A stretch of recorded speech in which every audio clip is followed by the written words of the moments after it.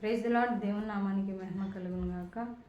ఈ లోకంలో ఉన్న స్నేహితులందరూ నీ కష్ట సమయంలో, బాధ సమయంలో, దుఃఖంలో నీవు పాపపు స్థితిలో ఉన్నప్పుడు నిన్ను విడిచిపెడతారేమో కానీ నీవు ఏ స్థితిలో ఉన్నప్పటికీ, పాపపు స్థితిలో ఉన్నా, చెడిపోయిన స్థితిలో ఉన్నా, తర్వాత వ్యాధిలో ఉన్నా, బాధలో ఉన్నా, ఆర్థిక ఇబ్బందుల్లో ఉన్నా, నువ్వు దేనికి పనికిరావని నిన్ను కన్నవారే నిన్ను నిందించినప్పటికీ కూడా నిన్ను ప్రేమించే దేవుడు ఒకడు ఉన్నాడు. ఆయనే యేసుక్రీస్తు ప్రభువుల వారు.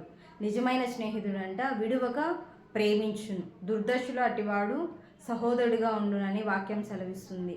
మన నిజమైన స్నేహితుడు మనకి ఎటువంటి కష్టం ఉన్నా, ఆపద ఉన్నా, ఇబ్బంది ఉన్నా మనల్ని చేవిచ్చి పెట్టకుండా మన వెన్నంటే ఉండి మనల్ని బలపరుస్తూ ధైర్యం చెప్తూ ఉంటాడు. ఆయనే నిజమైనటువంటి దేవుడు అయినటువంటి యేసుక్రీస్తు ప్రభువుల వారు.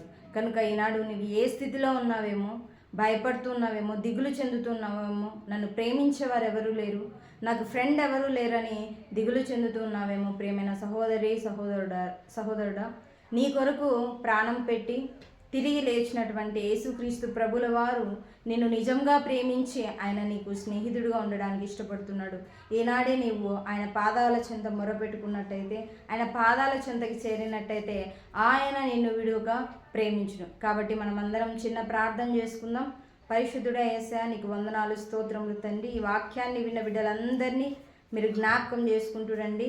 ఎంతమంది బిడ్డలైతే ప్రభా వారికి ఫ్రెండ్స్ ఎవరూ లేరని ప్రభా బాధపడుతున్నారేమో, వారి వ్యాధులను బట్టి, ఆర్థిక సమస్యలను బట్టి, ఇబ్బందులను బట్టి నా బ్రతుకు ఇంతే అని చింతిస్తున్నారేమో ప్రభా, అటు వారందరినీ మీరు జ్ఞాపకం చేసుకోండి.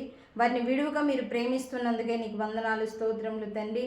నాయన ప్రభా, వినిన బిడ్డలందరినీ జ్ఞాపకం చేసుకుంటూరండి. వారి పనులలో మీరు కృపాక్షేమమును దయచేస్తూరండి. వారి ప్రయాణాల్లో తోడుగా ఉండండి.